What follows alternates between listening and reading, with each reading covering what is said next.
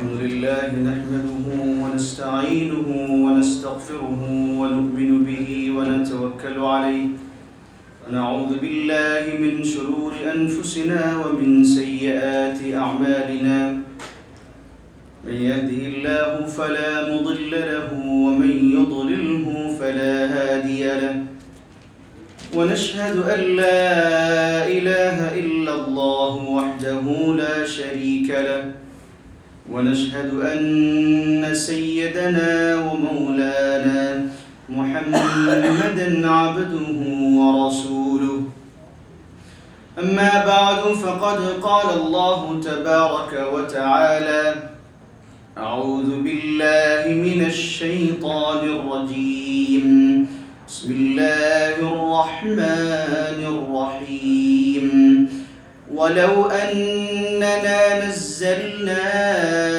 إليهم الملائكة وكلمهم الموتى وحشرنا عليهم كل شيء قبلا ما كانوا ليؤمنوا إلا أن يشاء الله ولكن أكثرهم يجهلون وكذلك جعلنا لكل نبي عدوا شياطين الإنس والجن يوحي بعضهم إلى بعض زخرف القول غرورا ولو شاء ربك ما فعلوه فذرهم وما يفترون ولتصغى إليه أفئدة الذين لا يؤمنون بالآخرة وليرضوه وليقترفوا ما هم مقترفون أفغير الله أبتغي حكما وهو الذي أنزل إليكم الكتاب مفصلا والذين آتيناهم الكتاب يعلمون أنه منزل من ربك بالحق فلا تكونن من الممترين وقال تعالى إن الله وملائكته يصلون على النبي يا أيها الذين آمنوا صلوا عليه وسلموا تسليما اللهم صل على محمد وعلى آل محمد كما صليت على إبراهيم وعلى آل إبراهيم إنك حميد مجيد اللهم بارك على محمد وعلى آل محمد كما باركت على إبراهيم وعلى آل إبراهيم إنك حميد مجيد میرے محترم دوستوں بھائیوں، بات یہ چل رہی تھی کہ کفار مکہ کی طرف سے یہ ڈیمانڈ نبی علیہ السلام کو کی گئی تھی، وہ یہ کہہ رہے تھے کہ اگر آپ یہ جو صفا پہاڑ ہے اس کو آپ سونا بنا دیں، اگر آپ یہ کریں گے تو پھر انہوں نے قسمیں کھائی وَأَقْسَمُوا بِاللَّهِ جَهْدَ أَيْمَانِهِمْ، بڑی تاکید سے انہوں نے یہ کہا کہ اگر آپ لے کے آئیں گے اور یہ معجزہ آپ ہمیں دکھائیں گے تو پھر آپ کی بات ہم مان لیں گے۔ اس سے پہلے اس کے جواب میں اللہ نے ایک آیت نازل فرمائی، ایک آیت وہاں پہ ہے، اللہ نے کہا کہ اگر آپ یہ قسمیں کھا رہے ہیں لیکن یقیناً یہ ایمان نہیں لے آئیں گے۔ اب دوسری آیت میں اللہ سبحانہ و تعالیٰ فرماتے ہیں وَلَوْ أَنَّنَا نَزَّلْنَا، اگر ہم نازل کر دیں ان کے پاس، ان کے اوپر، الملائکہ فرشتے، وَكَلَّمَهُمُ الْمَوْتَى، اور اسی طریقہ سے اگر مردے لوگ آ کے ان سے باتیں کریں۔ دوسری آیت میں اللہ سبحانہ و تعالیٰ فرماتے ہیں، وہ لوگ کہتے تھے فَأْتُوا بِآبَائِنَا إِن كُنتُمْ صَادِقِينَ، اگر آپ سچے ہیں، اب یہ کہتے ہیں کہ آپ کا دین صحیح ہے اور آپ سچے نبی ہیں، آپ کی کتاب سچی ہے، تو آپ ہمارے جو آبا و اجداد، ہمارے جو رشتہ دار مر گئے قبر میں ہے، اگر ان کے سامنے کھڑے ہو کے آپ ان کو بلا سکتے ہیں اور یہ آ جاتے ہیں اور ہم سے بات کرتے ہیں تو پھر ہم مانیں گے کہ اب اللہ کے نبی ہے۔ اگر آپ نہیں کر سکیں گے تو ہم نہیں مانتے آپ کو۔ تو اللہ فرماتے ہیں آپ کیا سوچتے ہیں میرے نبی، وَلَوْ أَنَّنَا نَزَّلْنَا إِلَيْهِمُ الْمَلَائِكَةَ، اگر ہم ان کے اوپر فرشتہ نازل کر دیں، نازل کرے، وَكَلَّمَهُمُ الْمَوْتَى، اور ان کے ساتھ ان کے جو مردے ہیں قبر میں ہیں یہ آ کے اگر ان سے باتیں کرے، صرف اتنی بات نہیں، وَحَشَرْنَا عَلَيْهِمْ كُلَّ شَيْءٍ قُبُلًا، اور اگر ہم ان کے سامنے دنیا کی ساری چیزیں جمع کر دیں ان کے سامنے، مطلب یہ ہے اللہ نے جو کچھ پیدا کیا ہے، جنت ہے، جہنم ہے، یہ ساری چیزیں اگر ہم ان کے سامنے لا کر کھڑا کر دیں گے، جمع کر دیں گے، اللہ فرماتے ہیں مَا كَانُوا لِيُؤْمِنُوا، آئے میرے نبی آپ اچھی طریقہ سے سن لیں، مَا كَانُوا لِيُؤْمِنُوا، یہ لوگ ایمان نہیں لائیں گے، مگر إِلَّا أَن يَشَاءَ اللَّهُ، اللہ جس کو چاہے، اللہ جس کو ہدایت دیتے ہیں، جس کے لیے اللہ نے ہدایت مقرر کر کے رکھے، وہی آدمی ایمان لے کے آ سکتے ہیں۔ وَلَكِنَّ أَكْثَرَهُمْ يَجْهَلُونَ، اللہ فرماتے ہیں کہ یہ جو لوگ آپ سے یہ ڈیمانڈ کر رہے ہیں یہ سارے کے سارے جاہل ہیں، ان پڑھ ہے، یہ بالکل ان کے پاس کوئی علم نہیں ہے۔ اور اللہ کیوں ایسا کہتے ہیں؟ اس کی وجہ یہ ہے کہ جن کے سامنے اللہ کے نبی نے اتنے ہزاروں نشانیاں لے کے آئے، ان کے سامنے اللہ کے نبی نے بہت سارے باتیں کی، بہت ساری چیزیں دکھائی، اس کے باوجود جب کہ یہ ایمان نہیں لا رہا ہے تو اللہ فرماتے ہیں اور یہ مانگ رہے کہ یہ ڈیمانڈ کر رہے، یہ ڈیمانڈ کر رہے، یہ معجزہ مانگ رہے، یہ معجزہ مانگ رہے، اللہ فرماتے ہیں یہ صرف جہالت ہے اور یہ جاہل لوگ ہیں، آپ ان کی ڈیمانڈ پوری کر نہیں سکیں گے۔ مطلب یہ ہے اللہ یہ بتانا چاہتے ہیں کہ جب انسان اللہ کا دین قبول کرنا چاہتا ہے تو اس کے لیے بہت ساری نشانی کی ضرورت نہیں۔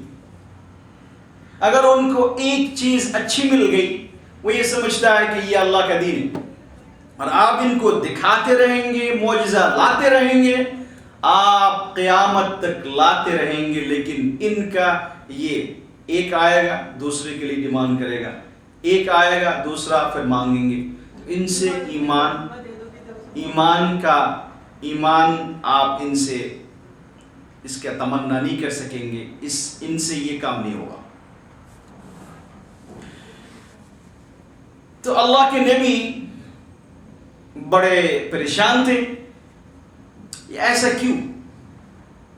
اتنی باتیں اور کتنے یعنی آپ کو معلوم ہے کہ نبی علیہ السلام کی بات کرنے کا انداز، نبی علیہ السلام کا ایمان نبی علیہ الصلوۃ والسلام جیسے انسان اس طریقہ سے رات دن محنتیں کر رہے ہیں، لیکن اس کے باوجود اللہ فرماتے ہیں کہ ایمان نہیں لائیں گے، تو اللہ فرماتے ہیں اس کی وجہ آپ سنیں، وَكَذَلِكَ جَعَلْنَا لِكُلِّ نَبِيٍّ عَدُوًّا شَيَاطِينَ الْإِنسِ۔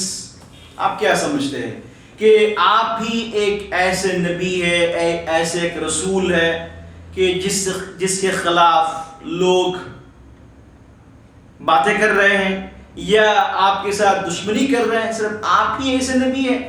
نہ، آپ سنیں، وَكَذَلِكَ جَعَلْنَا لِكُلِّ نَبِيٍّ، ہم نے ہر نبی کے لیے ایک دشمن بنایا، ہر نبی کے لیے، چاہے موسیٰ کو آپ لے لیں، فرعون ہے، ابراہیم کو آپ لے لیں، نمرود ہے، عیسیٰ علیہ السلام کو لے لیں، دوسرے ہیں۔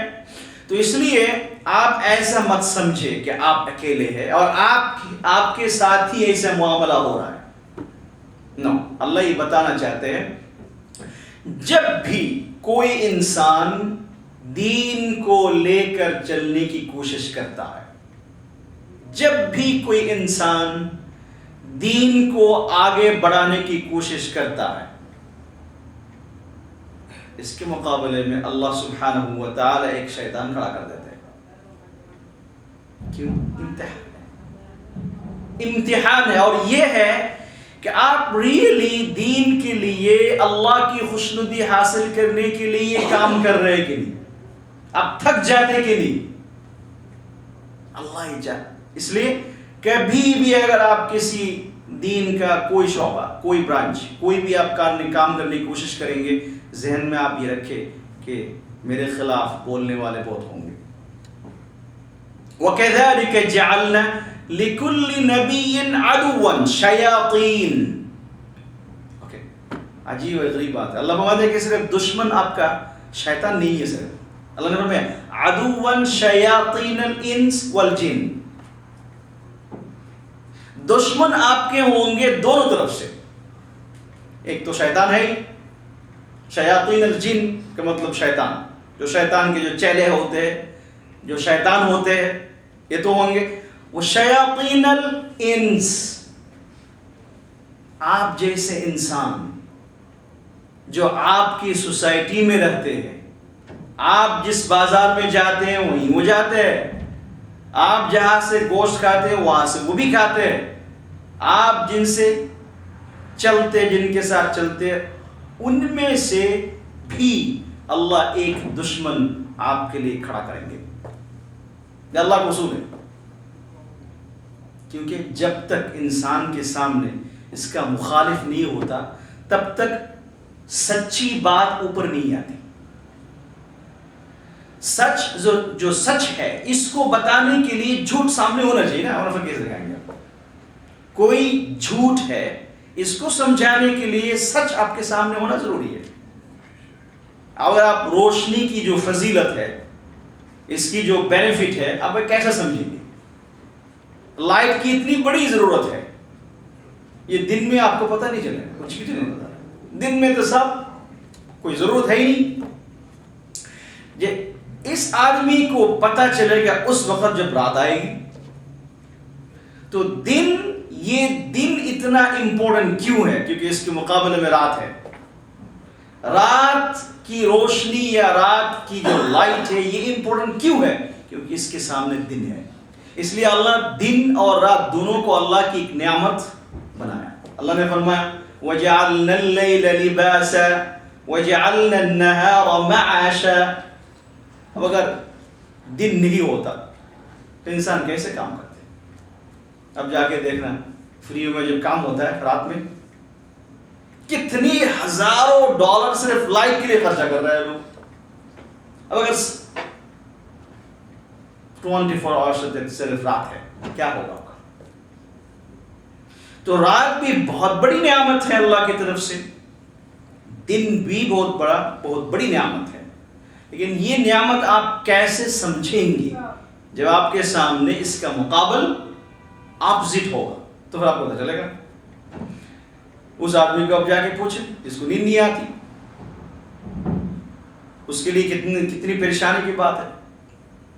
تو اللہ فرماتے ہے کہ وَكَذَلِكَ اسی طریقہ سے ہم نے جعلنا بنائے عدواً لِكُلِّ نَبِيٍّ ہر نبی کے لیے، کوئی بھی نبی، یہ نہیں کہہ صرف ہر رسول کے لیے، تو پھر تو بہت سارے جو ہے لوگ اس میں نکل جائیں گے۔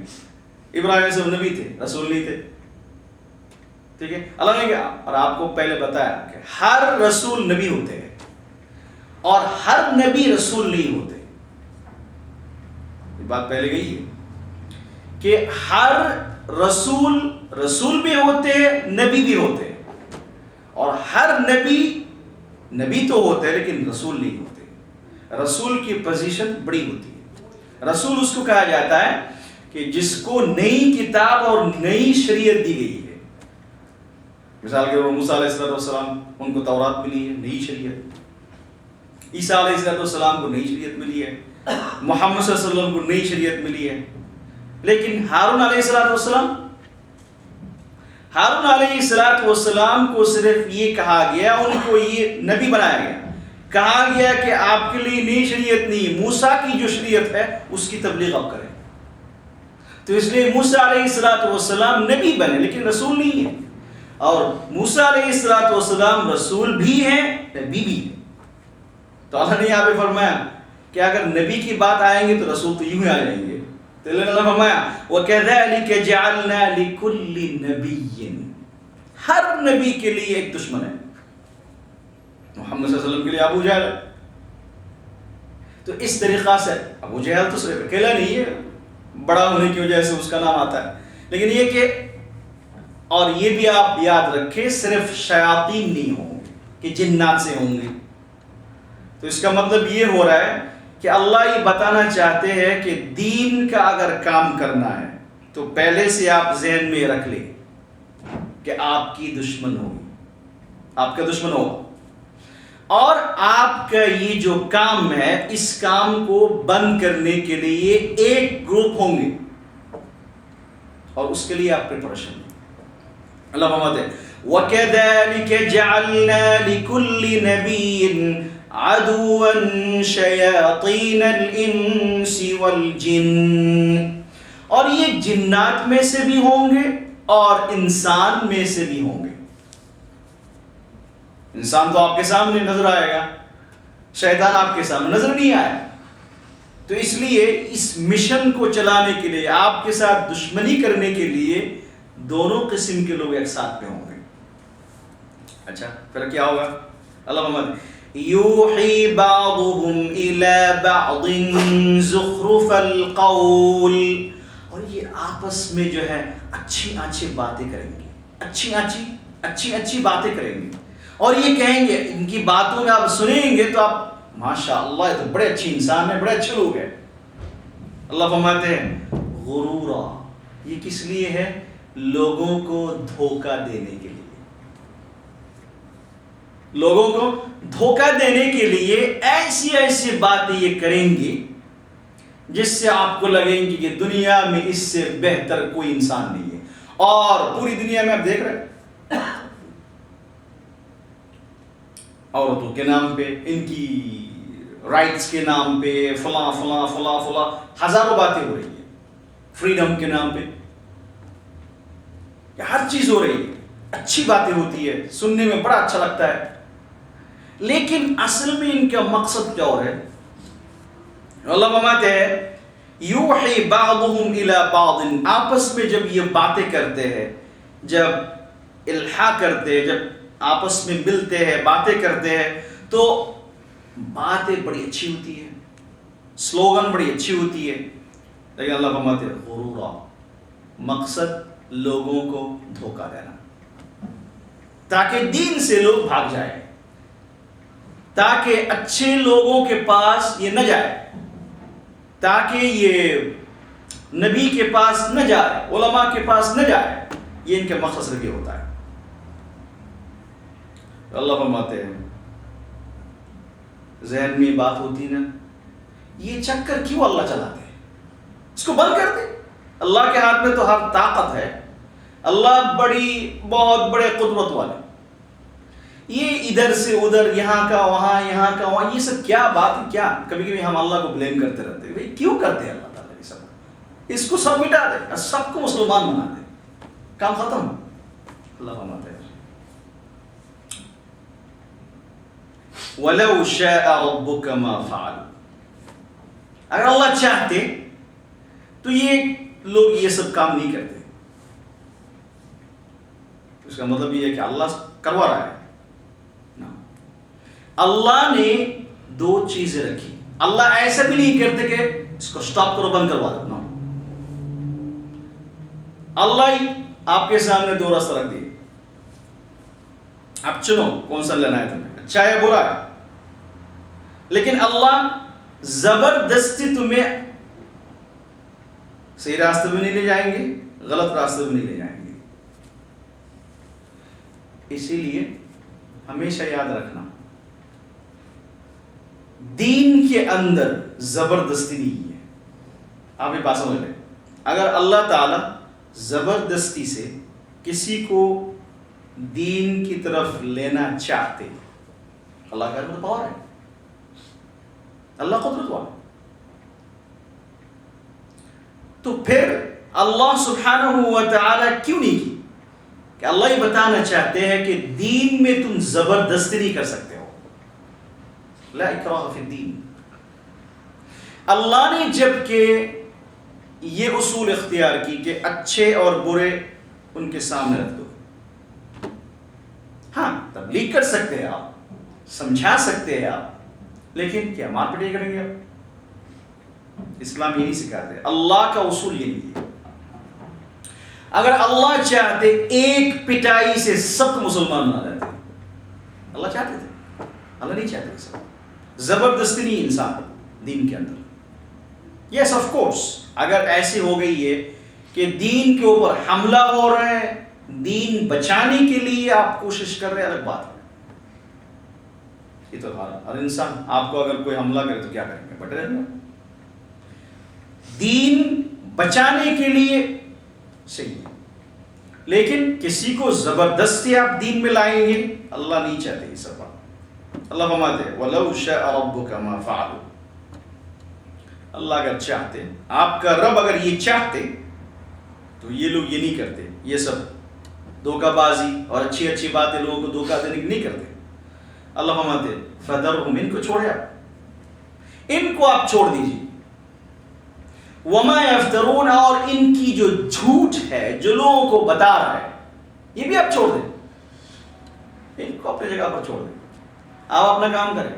آپ کا کام لوگوں کو اچھی باتیں بتانا، آپ کا کام لوگوں کو اچھی نصیحتیں کرنا، آپ کا کام لوگوں کے سامنے اچھا اخلاق پیش کر دینا، آپ کا کام ہے.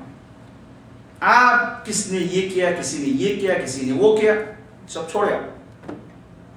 کیونکہ اگر آپ ایسے ان کے پیچھے ان کی باتیں سنتے رہیں گے تو پھر آپ کی زندگی ہی ختم ہو جائے گی، کام کرنے نہیں پائیں گے آپ. تو اللہ فرماتے ہیں فَذَرْهُمْ وَمَا يَفْتَرُونَ، ان کو چھوڑیے آپ، اور ان کی جو جھوٹ ہے یہ بھی آپ چھوڑ دیجیے. اللہ فرماتے ہیں کیوں اللہ ایسے کرتے ہیں؟ وَلِتَصْغَىٰ إِلَيْهِ أَفْئِدَةُ الَّذِينَ لَا يُؤْمِنُونَ بِالْآخِرَةِ وَلِيَرْضَوْهُ وَلِيَقْتَرِفُوا مَا هُمْ مُقْتَرِفُونَ. اللہ یہ چاہتے ہیں وَلِتَصْغَىٰ إِلَيْهِ أَفْئِدَةُ الَّذِينَ لَا يُؤْمِنُونَ بِالْآخِرَةِ، جو لوگ آخرت پر ایمان نہیں لائے، ان کے دل اس طرف مائل ہو جائے. یعنی یہ جو دھوکہ بازی یہ لوگ کر رہے ہیں اس کی طرف اور بھی ان کا دل مائل ہو جائے، اور بھی ان کا دل اس کی طرف جھک جائے، اور بھی یہ لوگ یہی کام کرتے رہے. اللہ تعالیٰ اسی لیے ان کو گنجائش، ان کو وقت دیا. وَلِيَرْضَوْا، تاکہ یہ جو گناہ کا کام کر رہا ہے، جو کام یہ لوگ کر رہے ہیں، جو غلط ہے، جو دین کے خلاف کر رہے ہیں، ان چیزوں پر یہ راضی ہو جائے. بالکل یہ سمجھے کہ یہ بڑا اچھا کام ہے اور ہمیں یہ کام کرنا ہے. ان کا دل بالکل پکا بن جائے اس کے اوپر یقینی طور پر یہ لوگ یہ کام کریں تاکہ آخرت کے میدان میں ان کو پکڑوں. وَلِيَرْضَوْهُ وَلِيَقْتَرِفُوا مَا هُمْ مُقْتَرِفُونَ. اور یہ لوگ جو کچھ پہلے کر رہے تھے یہ کرتے رہے. یہ میرا پلان ہے, یہ میری پلان ہے, اسی لیے میں ان کو چھوڑ دی. کرتے رہو جو بھی تمہارے ذہن. اس لیے ایک بات یاد رکھنا, جب بھی آپ دیکھتے ہیں کہ آپ کسی ایسے کام میں انوالو ہے جو گناہ کا کام ہے اور آپ کا دل اور بھی چاہ رہا ہے کہ میں اس کو کروں, اس کا مطلب یہ ہو رہا ہے کہ آپ ہدایت سے محروم ہو رہے ہیں, اللہ آپ پر ناراض ہے. اسی لیے اللہ آپ کو ایسے چانسز دے رہے ہیں. اور بھی کرتے رہو. ایک مثال کے طور میں پیش کر دیتا ہوں آپ کو. نماز میں آپ کی صرف مس ہوئی رہی, پہلے بھی ہوتی تھی, اب آہستہ اور بھی ہو رہا ہے. اس کا مطلب یہ ہو رہا ہے کہ اللہ سبحانہ و تعالیٰ کی طرف سے بڑی پنشمنٹ آنے والی ہے, اس کو اللہ نے چھوڑ دے رہے.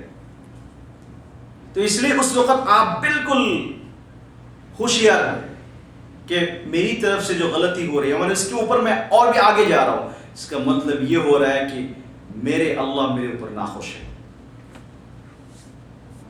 بعض دفعہ پوچھتے ہیں اللہ کو کیسے خوش کرنا ہے, اللہ خوش ہے کہ نہیں ہم کیسے سمجھیں گے. ایک علامت یہ ہے کہ بندہ جب ایک کے بعد دوسرا اچھا کام کرتا رہتا ہے, اس کا مطلب یہ ہے اللہ اس کو ایکسپٹ کر رہا ہے. اور بندہ جب ایک کے بعد دوسرا گناہ کا کام کر رہا ہے, اس کا مطلب یہ آدمی کو اللہ تعالیٰ سے یہ دور ہو رہا ہے. اس سے اور کوئی اچھی نشانی, اس سے اور کوئی یعنی علامت, ایویڈنس آپ کو ضرورت نہیں. تو اس لیے اللہ فرماتے ہیں وَلِيَقْتَرِفُوا مَا هُمْ مُقْتَرِفُونَ. یہ لوگ اور بھی کرتے رہے جو کچھ وہ کر رہے تھے. یہ میرا پلان, یہ میری پلان ہے. اور اسی لیے میں جو ہے نا آپ کو میرے نبی آپ کو میں یہ کہہ رہا ہوں کہ آپ برا نہ سمجھیں, آپ پریشان مت اٹھائیے, کیونکہ یہ ایک پلاننگ کے مطابق سب کچھ ہو رہا ہے. اور یہ صرف آپ کے لیے نہیں ہے, یہ پورے جو 1,24,000 انبیاء میں نے دنیا میں بھیجے, اس سبھی کے ساتھ ایک ہی معاملہ ہوا. اور اللہ کے نبی کو بتا رہے, مقصد یہ کہ ہمیں بتایا اللہ ہمیں بتانا چاہ رہا ہے کہ تم بھی وارث نبی ہو, تم بھی نبی علیہ السلام کی امت ہو, تو تمہارے اوپر بھی ایسے ہی معاملہ ہوگا. قرآن صرف سننے کے لیے نہیں, ہمیں ہر بات سے کچھ نہ کچھ نکالنا پڑے گا کیا ہے اس کے اندر. تو اللہ سبحانہ و تعالیٰ یہ بتانا چاہتے ہیں کہ دشمن کو تمہارے ساتھ ہوگا, اور اس کے لیے تم نے کیا پریپریشن لی ہے. سب سے پہلا کام تو یہ ہے کہ تمہارا تعلق سب سے زیادہ رب کے ساتھ ہونا چاہیے. اس لیے دین کا کام کرنے کے لیے سب سے پہلا جو کوالیفیکیشن ہے وہ یہ ہے کہ آپ کا تعلق کتنا زیادہ اللہ کے ساتھ ہے. اگر تعلق نہیں ہے تو اس کا مطلب یہ ہو رہا ہے آپ کا جو یہ دین کا کام کرنا ہے اس کا مقصد ہی آپ کا صحیح نہیں ہے. آپ کا مقصد ہی صحیح نہیں ہے. آپ کا تو مقصد یہ ہونا چاہیے کہ میں جو کچھ کر رہا ہوں یہ صرف اللہ کے لیے. جب آپ دین کا کام کر رہے ہیں اور وہ آپ دین سے دور ہے, اللہ سے آپ دور ہے, آپ کا تعلق اللہ سے اچھا نہیں ہے, اس کا مطلب یہ ہے کہ آپ جو کچھ کر رہے ہیں یہ صرف لوگوں کو بتانے کے لیے, لیڈر بننے کے لیے کر رہے ہیں. آپ سب کچھ بہت بڑی چیز ہے یہ, اللہ ہمیں سمجھائے, اللہ ہمیں سمجھنے کی توفیق کرے. بہت بڑی چیز ہے کہ اللہ سبحانہ و تعالی کبھی بھی ایسے ہوتا ہے کہ ہمیں لگتا ہے کہ ہم بڑے اچھے ہیں, ہم بڑے اچھے ہیں. آپ جب سنسیئرٹی کی ہم بات کرتے ہیں نا, میں تو کچھ بھی نہیں ہوں, میں تو کچھ بھی نہیں ہوں, میں تو کچھ بھی نہیں, اس کا نام سنسیئرٹی نہیں ہے. اس کا نام سنسیئرٹی. سنسیئرٹی ہوتی ہے جو دل میں ہوتا ہے. آپ کے اندر اور میرے اندر سنسیئرٹی یا اخلاص ہے کہ نہیں، اس کو کیسے پتہ کریں گے؟ کیسے پتہ کریں گے؟ آپ جب اکیلے ہوتے ہیں تو آپ اپنے دل سے پوچھیں، اچھا جو میں یہ جو کر رہا ہوں اس کے پیچھے میری وجہ کیا ہے؟ آپ کو دل سے پوچھنا پڑے گا. ایسے آپ صحیح نہیں کر سکیں گے. ایسے آپ کبھی بھی صحیح نہیں کر سکیں گے، کیونکہ اخلاص اور سنسیئرٹی ظاہر کر دینا ایک الگ بات ہوتی ہے، یہ تو ریا ہے. لیکن سنسیئرٹی آپ کے اندر اور میرے اندر ہے کہ نہیں، وہ تو آپ کو دیکھنا پڑے گا اکیلا. اچھا میں جو کچھ کر رہا ہوں کیا ہے اس کے پیچھے؟ اس کے پیچھے کچھ اور وجہ ہے کہ نہیں؟ تو آپ کا دل آپ کو بتا دے گا کہ واقعی میں سنسیئر ہوں کہ نہیں. واقعہ سنا دو آپ کو. نبی علیہ السلام کی عادت یہ تھی، کبھی کبھی باہر نکلتے تھے، وہ پتہ کرتے تھے کہ بھئی میرے جو صحابہ کرام ہیں یہ رات پہ تہجد پڑھتے کہ نہیں، نہیں ایسے سوتے رہتے، ایسے سوتے رہتے کہ نہیں. ہم بہت دور ہیں، ہم بہت دور ہیں دن سے. تو نبی علیہ السلام کبھی جا کے دیکھتے تھے، سب سے پہلے گیا ابو بکر کے پاس، یہ سب سے پہلے انسان ہے نا، سب سے پیارا ہے، ان کے پاس گیا. تو ابو بکر اس وقت نماز میں تھے، تہجد کی نماز پڑھ رہے تھے. تو بہت ہی آہستہ آہستہ تلاوت کر رہے تھے. تو نبی اسلام بڑی مشکل سے سنی ہے کہ کچھ تلاوت ہو رہی ہے، اندر کوئی آدمی نماز پڑھ رہا ہے، اور ابو بکر ہی ہوگا کیوں کہ اسی وجہ سے آ گئے. اب گئے چھوٹے میاں کے پاس، عمر فاروق، اس کا پتہ کرتا ہوں کہ کیا کہہ رہے ہیں، اتنی اونچی آواز سے تلاوت کر رہے، اتنی اونچی آواز سے تلاوت کر رہے کہ آس پاس میں سارے لوگ بالکل ایسا لگتا ہے کہ سب کو جگانے کے لیے کوشش کر رہا ہے. تو آ گئے. صبح فجر کے بعد نبی اسلام کی عادت تھی، بیٹھتے تھے مسجد میں اور خواب سنتے تھے، باتیں کرتے تھے، سوال پوچھتے تھے صحابہ کرام. تو ابو بکر سے پوچھا کہ ابو بکر کیا بات ہے، میں کل گیا تھا تمہارے گھر پہ، میں دیکھا کہ تم نماز پڑھ رہے تھے، لیکن اتنی آہستی آہستی تلاوت کرنے کی کیا ضرورت ہے، تھوڑی سی اونچی آواز سے پڑھو نا. تو کہہ دے یا اللہ، یا رسول اللہ، مجھے جس کو سنانا ہے، مجھے جس ذات کو سنانا ہے، وہ تو میں اگر بالکل دل سے پڑھو وہ بھی سن لیں گے، تو مجھے اتنی اونچی آواز سے کرنے کی کیا ضرورت ہے یا رسول اللہ. میں تو اس ذات کو سنانا چاہتا ہوں جس کے ساتھ میرا تعلق بنانا ضروری ہے. مجھے کسی اور کو دکھانے کی ضرورت نہیں ہے کہ میں تہجد گزار ہوں، نماز پڑھ رہا ہوں. میں تو بہت تکلیف، میں تو فجر سے پہلے 2 گھنٹہ پہلے جاگ گیا تھا. ارے بھائی تمہیں بتانے کی کیا ضرورت ہوگی، تم 2 گھنٹے پہلے جاگ گئے ہو، اچھی بات ہے، لیکن لوگوں کو بتانے کا مقصد کیا ہے؟ تاکہ لوگ یہ سمجھیں ماشاء اللہ یہ بڑا تہجد گزار ہے. میں تو کچھ بھی نہیں ہوں، میں تو کچھ بھی نہیں ہوں، میں تو بالکل نکما ہوں، میں گناہ گار ہوں. اس کو کہتے ہیں متکبر. اس کا مطلب ہی اس کے اندر کبر ہے، اس کے اندر ریا ہے. اور پھر تمہیں بتانے کی کیا ضرورت ہوگی، اور نہ پھر تمہیں یہ کہنے کی کیا ضرورت ہو گئی کہ میں کچھ بھی نہیں ہوں. اس کا مطلب ہے تم کچھ ہو جس کی وجہ سے تم کہہ رہے ہو. بہت اس لیے عمر نے عمر سے پوچھا کیا بات ہے بھائی، اتنی اونچی آواز سے پڑھنے کی کیا ضرورت ہوگی، اللہ ایسا ایسے پڑھو. اس نے کہا کہ یا رسول اللہ، میرا دل کے اندر ایک شوق ہے کہ میں چاہتا ہوں کہ میں جس طریقہ سے تہجد کی نماز پڑھتا ہوں یہ یہاں کے سارے لوگ ایسے پڑھیں اور سب کے سب تہجد گزار بن جائیں. یہ میرے دل کے اندر ہے رسول اللہ. کیوں؟ دل سے پوچھنا پڑے گا کہ میں کیوں کر رہا ہوں، اور آپ کا اور میرا دل اس کا جواب دے گا. یہ باہر سے نہیں ملے گا. یہ تو آپ ایک دن جو ہے بستر پر آپ سوئے ہوئے ہیں، بیوی بھی سو رہی ہے، بچے بھی سو رہے ہیں، اور آپ جو ہے نا آخرت کی فکر میں لگے ہوئے ہیں کہ کیا ہوگا میری آخرت میں. یہ تو میں آپ کو سمجھا نہیں سکتا. آپ ایسے سوئے ہوئے ہیں اور سب بالکل کوئی آواز نہیں ہے، کچھ بھی نہیں ہے، آپ صرف ایک بات سوچ رہے کہ میں تو آج بستر پر ہوں، کل میرا کیا ہوگا.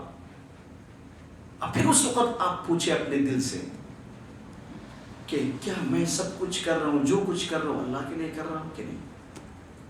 اس وقت آپ کا وہ جواب ملے گا جو بالکل دل سے نکلے گا.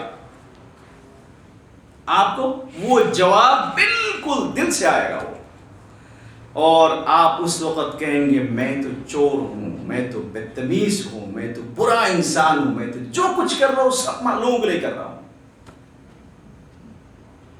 اور اگر آپ اس وقت سوچیں گے آپ کے ذہن میں بات آئے گی میں نے تو یہ کام کیا صرف اللہ کے لیے.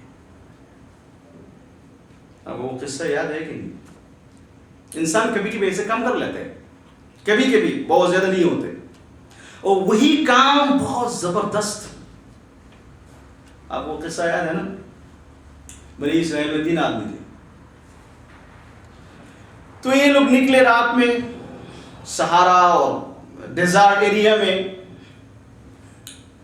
تو جب نکلے تو رات میں بڑی زبردست بارش شروع ہو گئی. اتنی زبردست بارش کہ وہ چل نہیں پا رہے تھے. تو ان لوگوں نے سوچا کہ بھئی اب تو ہمیں زندگی کا مسئلہ ہے، چلو ہم کسی اس کے اندر جاتے ہیں، کیو کے اندر جاتے ہیں. یہ دونوں اندر گئے، اللہ کا فیصلہ ہے.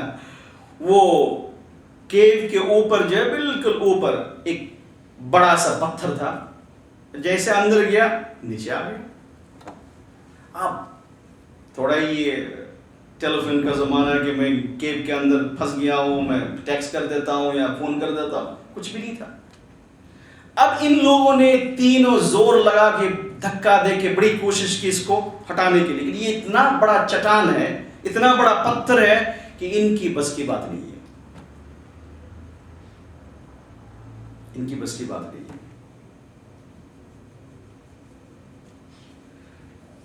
تو اب تینوں نے مشورہ یہ کیا کہ دیکھو کوئی راستہ نہیں نکلنے کے لیے، صرف ایک راستہ، اللہ سے دعا مانگو. اور دعا بھی ایسے نہیں ہے، تم سوچو پہلے کہ تم نے زندگی میں کون سا ایسا کام کیا جو صرف اللہ کے لیے، اس کو اللہ کے سامنے پیش کرو. مطلب کیا ہو؟ اس کا مطلب ہے کہ انسان کی زندگی میں ہر کام سنسیئر کے ساتھ نہیں ہوتے. کچھ کام ایسے ہو جاتے ہیں انسان کر لیتے ہیں، وہ یہ سوچتے ہیں کہ بھئی یہ صرف اللہ کے لیے.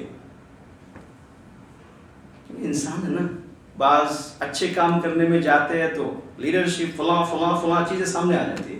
تو انسان خاص کر کے اس زمانہ میں اس سے بچنا بہت مشکل ہے. تو انہوں نے بھی سوچا اچھا کیا کام ایسا ہم نے زندگی میں کیا ہے. ایک نے کہا کہ میں نے ایک کام کیا تھا اور وہ صرف اللہ کے لیے تھا. کیا؟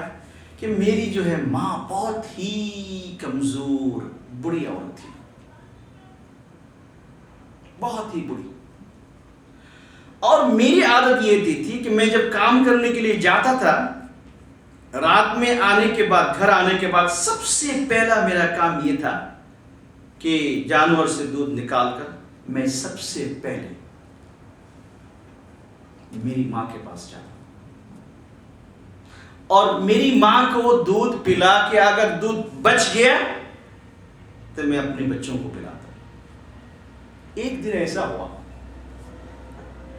میں تھوڑی دیر میں آیا گھر پہ تو میری ماں سو گئی.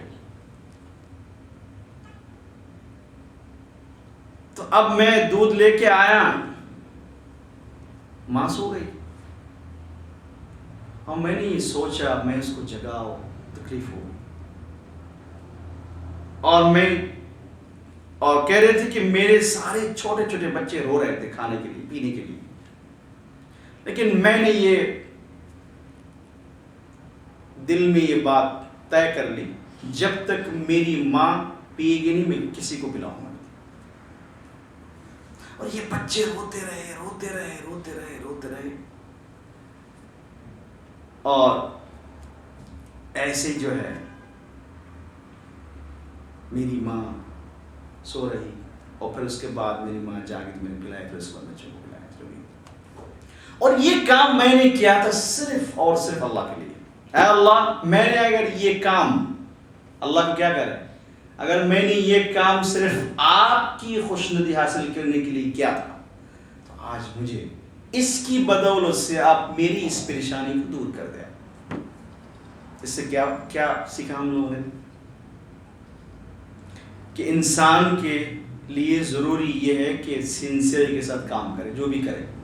نمبر 2، اگر آپ کو کسی قسم کی پریشانی آئی ہے دنیا کی زندگی میں، تو دعا کرنے سے پہلے آپ وہ کام جو آپ نے صرف سنسیئرٹی کے ساتھ کیا تھا اس کو آپ اللہ کے سامنے پیش کریں، تو اللہ دعا فرمائیں، قبول فرمائیں گے۔ مجھے ایسے دعا کی ہے،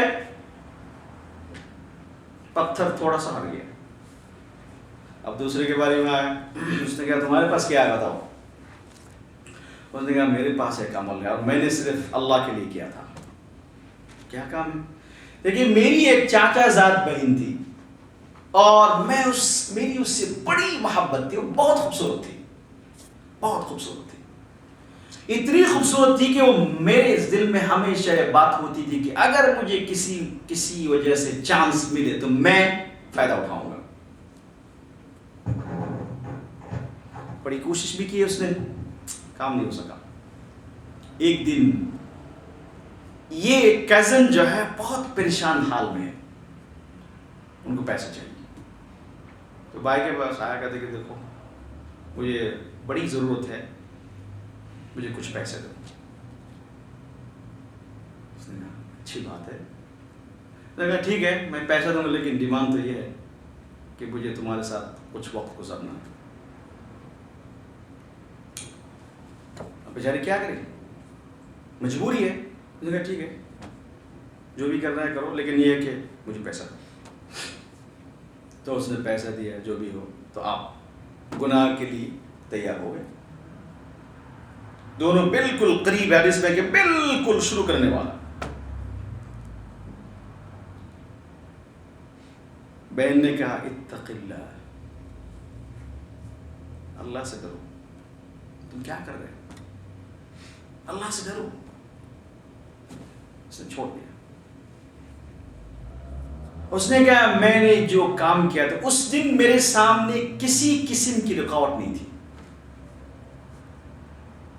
نہ یہ عورت بالکل تیار تھی اور یہ میرے قابو میں تھی، نہ کوئی دیکھنے والا تھا، کچھ نہیں تھا، صرف اس اللہ ورڈ میرے سامنے آنے کی وجہ سے اللہ میں نے اس دن اس گناہ کا کام چھوڑ دیا تھا۔ اللہ آج میری اس مصیبت سے آپ اس نیک کام کی وجہ سے بچا لیں۔ تھوڑا سا اور ہٹ گیا، لیکن اتنا ہوا کہ نہ باہر آنا مشکل ہے۔ اور یہ دوسرا تیسرا آدمی اس نے کہا میرے پاس بھی ایک کام ہے، میں نے بھی صرف اللہ کے لیے کیا تھا۔ نے کیا کیا؟ کہتے کہ میرے پاس ایک آدمی کام کرتا تھا، اور اس نے جو ہے اس کو پیسہ دینا تھا مجھے، تو یہ کام چھوڑ کے چلا گیا اور پیسہ نہیں دیا مجھ سے۔ بڑے عرصہ، بہت دنوں کے بعد یہ آئے، اور میں اس دوران میں جو ہے جو بھی پیسہ میرے پاس تھا اس کو بزنس میں لگا دیا، اس کو بڑھاتا رہا، بڑھتا رہا، وہ بہت بڑی بزنس بن گئی۔ تو وہ آدمی پھر دوبارہ آیا، کہتے بھائی صاحب میرا پیسہ مجھے دے دو، بھائی میں تو پیسہ نہیں لیتا۔ تو اس نے کہا کہ بھائی یہ جو کچھ تم دیکھ رہے ہو سب تمہارا، لے لو، یہ جو کچھ دے رہے ہو سب تمہارا ہے۔ کیا مذاق کرتے میرے ساتھ؟ ایک آدمی اگر کوئی آپ آئے اور کسی کی ایسی بات سن کیا سمجھیں گے؟ بھائی کیا بات ہے، پیسہ تو دیا ہی نہیں، پہلے آپ مذاق کر رہے ہو میرے ساتھ، مجھے میرے پیسہ دے دو مجھے. کہتے ہیں یہ جو کچھ دیکھ رہے ہو سب تمہارا ہے، تم سب لے لو. اس نے کہا کہ کیا بات ہے؟ کہتے ہیں کہ تم جانے کے بعد تمہارا جو پیسہ تھا میں نے یہ سارا پیسہ بزنس میں لگایا اور آج اتنی بڑی ہو گئی، تم یہ سارے تمہارا ہے، تم سب لے لو. وہ سارے لے کے چلے گئے، میں اس کو پوچھا بھی نہیں کہ میرے لیے کچھ چھوڑ کے جاؤ، اور یہ میں صرف اللہ کے لیے کیا تھا. دعا کی، ہٹ گیا، دونوں آ گئے باہر.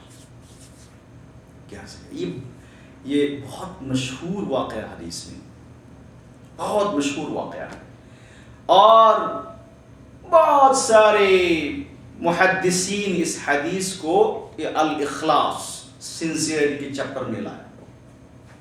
انہوں نے یہ سمجھایا کہ دیکھو دنیا میں جو کچھ کرنا ہے، یہاں تک کہ تم جب اپنی بیوی سے محبت کرتے ہو وہ بھی تمہارے دل کے اندر ایک سنسیئرٹی، نیت ہونی چاہیے، کیونکہ اللہ ہے، اللہ کے لیے صرف.